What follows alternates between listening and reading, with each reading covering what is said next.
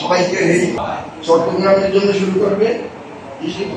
দ্বিতীয় গ্রাম যখন বাজানো হয়েছে, আজকে আমার শোনার করতে শুরু করছে মায়ের মুখে বেঁধে, আবার জাহাজের কথা জানলেন এই পাশে একটা সমাজে এক গ্রুপ মানবে অন্য কানে দেয় না।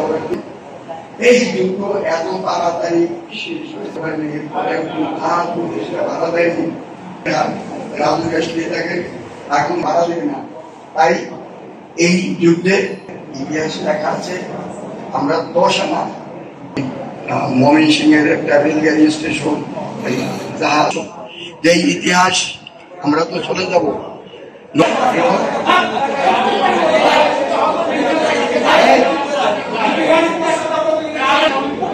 দয়া করে সকলকে শান্ত থাকার জন্য বিনীত অনুরোধ জানাচ্ছি। সম্মানিত বীর মুক্তিযোদ্ধা বৃন্দ, আপনাদেরকে রমজানের আর আমি প্রতিবাদ করছি যে সহযোদ্ধারা এরা ইতিহাস শুনতে চায় না। তার মানে কি?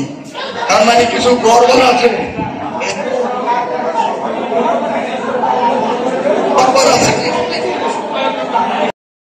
মহোদয়ের পক্ষ থেকে বীর মুক্তিযোদ্ধা এবং সামনে উপস্থিত যারা রয়েছে মুক্তিযুদ্ধ হয়ে গেছে, সেটা না নিয়ে কেউ যাবে না এবং যার যার চেয়ারে বসে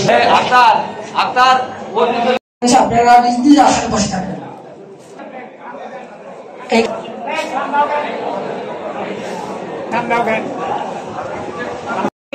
অসুবিধা ছিল এবং সেখানেও আমাদের বাংলাদেশের সাক্ষী আপনাদের প্রত্যেকের স্বাধীন লাগবে শেষ করতে, তাও শেষ হবে না, কিন্তু অনুরোধ জানাচ্ছি এবং আজকের অনুষ্ঠানে মহান স্বাধীনতার আলোচনা সভা। তবে আমি যারা এখানে উপস্থিত হয়েছে কিন্তু কেউ একটু ধৈর্য ধরে আমাকে বইতে দেখতেছে কবিতা আবৃত্তি এই সমস্ত কিছু করা হয়।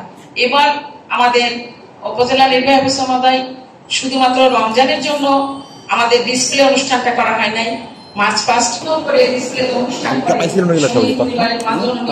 করছি, কিন্তু আপনারা আমাদেরকে স্বাধীন বাংলাদেশ দিয়ে দিয়েছেন, সেটা ঋণ কখনোই আমরা শোধ করতে পারবো না।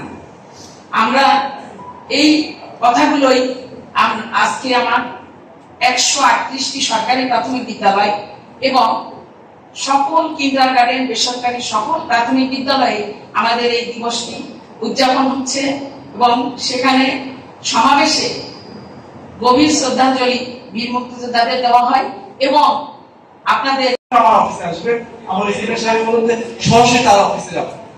অন্য কথা আপনার যা লাগবে, আপনার যে কোনো সমস্যা হোক, যে অফিসে হোক, সরাসরি ওই অফিসারের ওই সংস্থার বা ওই দপ্তরের প্রধান অফিসে চলে যাবে। যদি আপনার মনে তাতে আপনার কষ্ট, আপনি সরাসরি আমার অফিসে আসেন। আমার অফিসে এসে শুধু আমাকে এক কাপ চা খাওয়ানোর সুযোগ করে দেবেন। বাকি যে সমস্যা সেটা আমার সমস্যা, যেটা আমাদের আমরা দেখব সেবা করে শিশু আমাদের উপজেলা প্রশাসন সকল কর্মকর্তাকে দিবেন।